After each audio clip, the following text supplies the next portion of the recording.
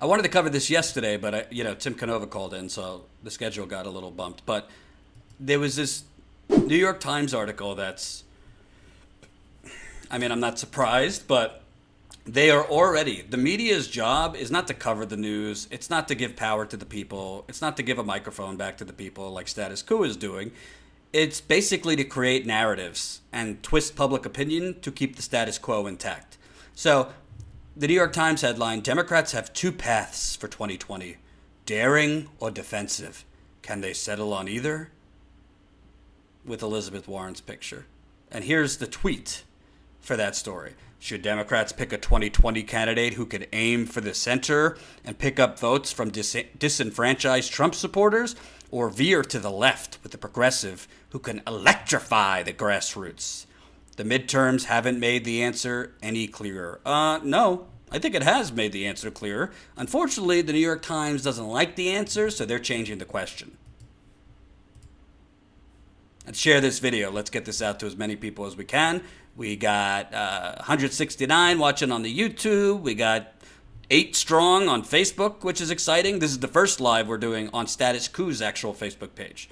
So we'll be doing more things on Status Quo's Facebook page. If you haven't, in YouTube, if you haven't liked Status Quo's Facebook page, please go do that. Facebook.com/Status Quo. And if you haven't followed Status Quo, go do that too on Twitter @Status Quo. STATUS Q COUP. So basically, the New York Times opens with the premise that Trump voters, the way to get to Trump voters is to be moderate.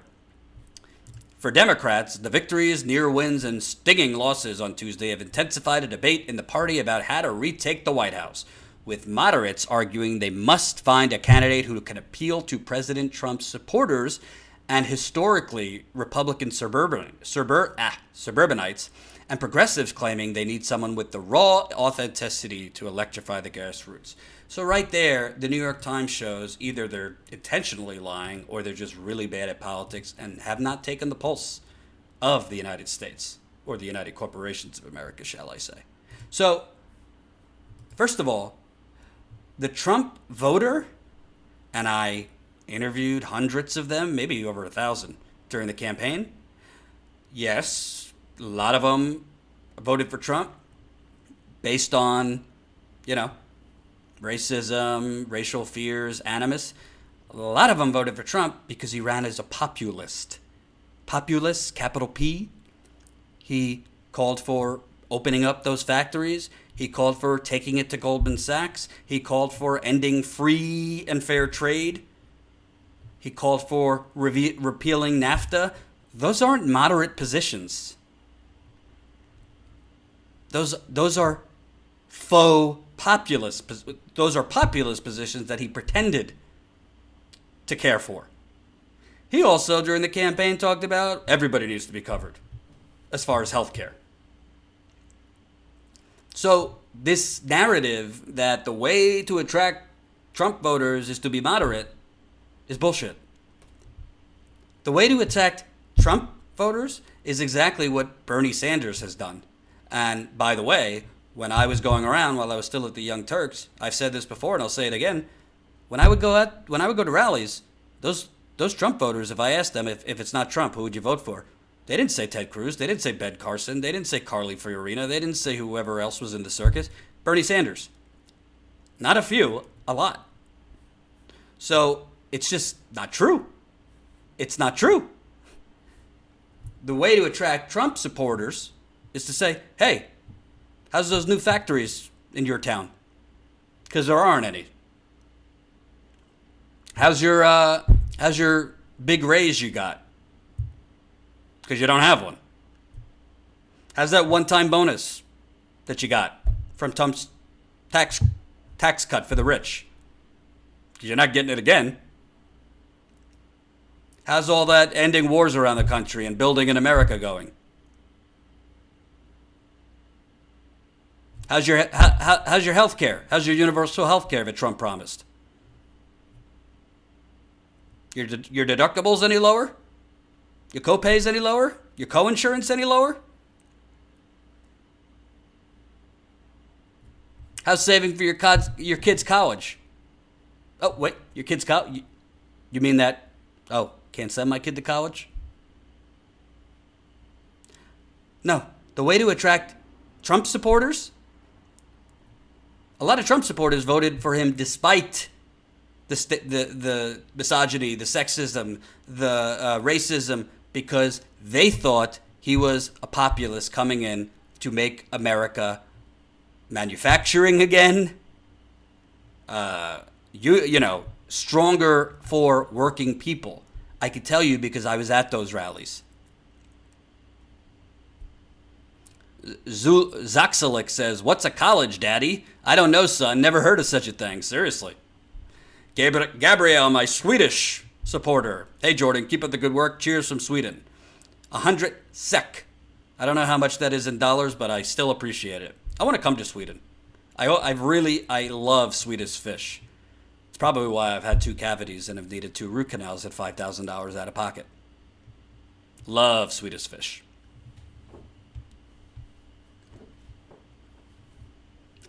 But I'll read you a little bit more of this ridiculous article. But right then and there, their premise is bullshit. Moderates are not going. Being a moderate is not going to get Trump supporters. Rather than clarifying which strategy to adopt for 2020, the patchwork of outcomes has only deepened the disagreements.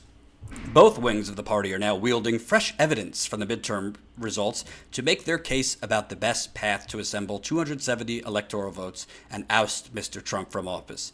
At the center of the dispute is Representative Beto O'Rourke of Texas, who has not even said he would consider a 2020 bid, but whose competitive campaign against Senator Cruz galvanized Democrats nationwide. The schism reflects the party's longstanding internecine tensions, which flared again this year when insurgents on the left challenged establishment-aligned candidates while voicing urgent calls for change and a more confrontational approach to the president. Hey, guess what? And I covered this yesterday. Guess what? Beto O'Rourke, I reported on him. His rhetoric doesn't exactly match his record, but he ran as a pretty progressive campaign. He lost by only 2 points in red Texas. There hasn't been a Democrat who won the Texas Senate in 25 years. And Beto O'Rourke lost, I think, just shy of 2 points, running as a progressive in Trump country. Stacey Abrams, who has had hundreds of thousands of potential voters purged off the rolls, is down by less than 2 points right now. And I have an update on that next. So, Andrew Gillum, when he was actually running as a progressive, was up by 12 points. When he won the primary on Medicare for All, he was up by 12 points. In mid-October, he sprinted away from Medicare for All. He starts doing fundraisers with Hillary Clinton, Debbie Wasserman Schultz, Michael Bloomberg. Now it looks like, unless something radical happens, he has lost. Ocasio-Cortez, victory. Been a lot of victories on the state legislative level. Medicare for All supporters winning victory. Wisconsin, which voted for Trump, just bounced Scott Walker. So this notion that to get the Trump voter, you got to be moderate. No.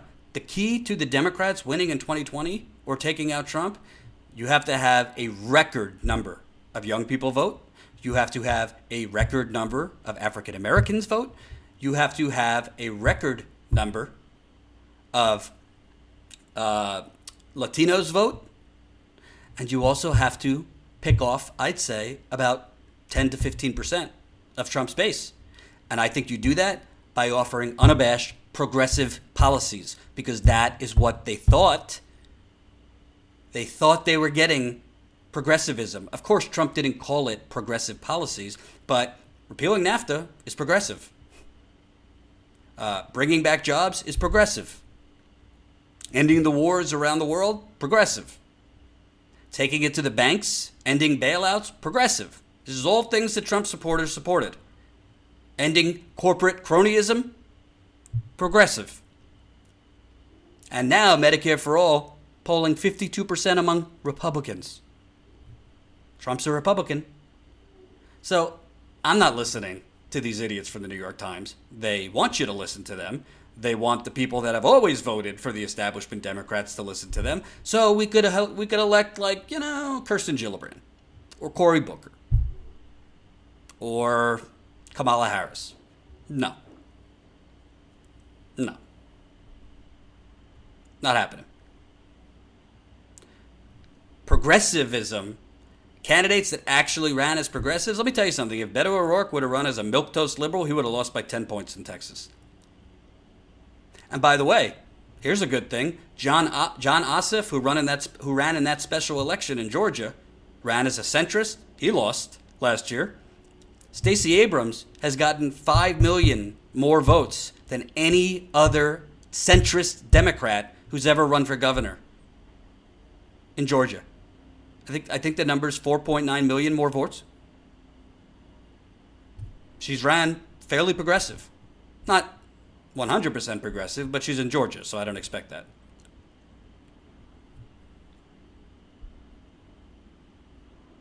Ojeda. Oh, I hear all the rage about this Ojeda running. I'm not an Ojeda guy. He's not against fracking.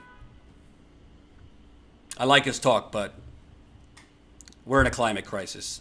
It's a non-starter for me if you're not against fracking. So, don't listen to the New York Times. Don't listen to CNN, who's pushing this. Look at this. Already auditioning for that role. We need a candidate who has the ability to mobilize the entirety of the base, people of color, millennials, and also folks in the suburbs, said Adrian Srussfire, who runs Black PAC, an African-American political organizing group. Already auditioning for that role is an eclectic group of ambitious Democrats, including 3 senators who appear all but certain to run: Kamala Harris of California, Elizabeth Warren of Massachusetts, and Cory Booker of New Jersey. Notice how Bernie Sanders, I don't even see him mentioned here. Where's Bernie? Is Bernie even mentioned in this? Oh, far down. Shocker. Far down, Bernie is mentioned. Well, here's some charts. Here's some charts for you.